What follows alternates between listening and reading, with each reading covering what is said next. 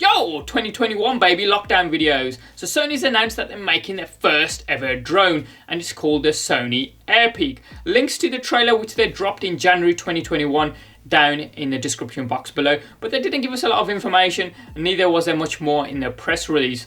But there's so many questions which are unanswered here. Let's run through this demo to see what trinkets of information Sony's dropped here. You can see it's also showing off its concept electric car. Straight off the bat, the Airpeak drone, you can see it's a two-man job, two-man lift of the case out of the vehicle, but it's not just for logistics you need two people, you need two people to actually fly the thing. The first person to fly the drone and the second person to control the camera. And speaking of cameras, as you can see, you can fit Sony's full frame Alpha Ranger cameras on this device. Now I'm not sure how I feel about that, to be honest, because they're very expensive cameras and you really want it so high up in the air. What if you hit something, you damage a propeller and it just hits the floor in a ball of fire? It's a very expensive kit. Would you really want it that high up?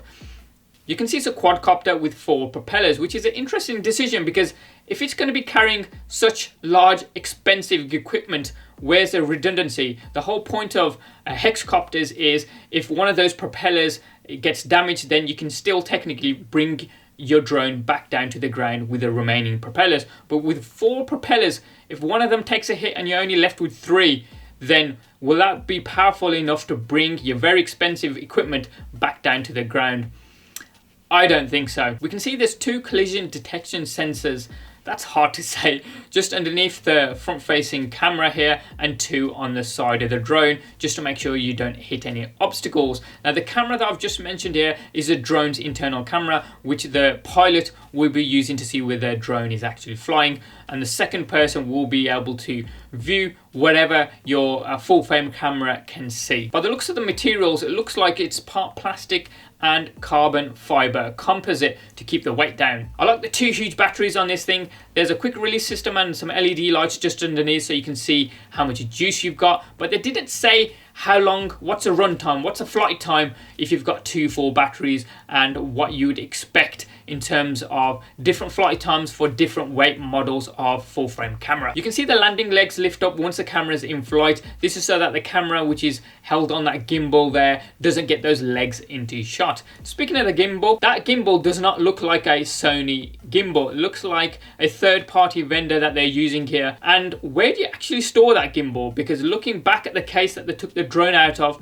it didn't look like there was enough space for that gimbal in there. So are we going to have to carry around a separate case for the gimbal? The Sony Airpeak drone is controlled via a Sony remote controller, and as we can see here, it's connected with a Apple iPad, so there's an accompanying app to control this device, and there should be an Android version as well. But again, Sony haven't given us any information, and looking back at the case that the drone came in, there was no space for a tablet or even the remote control. So do we have some more cases that control, that basically hold all these other devices that ultimately control the drone as well? The other thing I was curious about was the camera must be connected to the drone so that the camera operator can change the camera settings, because once you're in the air, how do you control the shutter, the aperture, the zoom, that kind of stuff?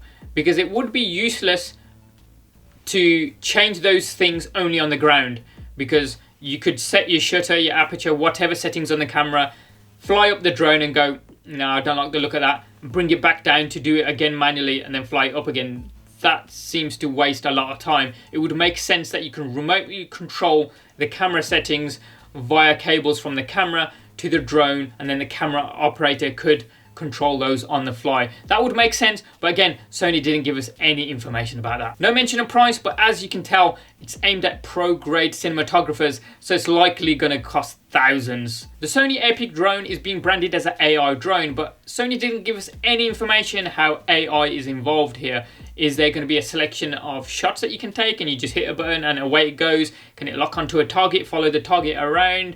How AI is involved, that's one of the big questions when this is branded as an AI drone. So Sony's given us a little bit more information than they did previously, but there's still so many questions unanswered. And I think it's great that Sony's heading on into the drone market, because Sony makes movies. So it makes sense for them to go into the drone market. And for the consumer like myself, it's great because it's more competition, more innovation, and hopefully should lower down prices so that the likes of DJI don't just get stagnant with where they've got to. They can constantly keep evolving and hopefully lowering prices as well, so it's more affordable to own a drone. Preferably at some point in the future, maybe some version of a Sony Airpeak drone. Thanks for watching, have a wicked day, and I'll see you next time.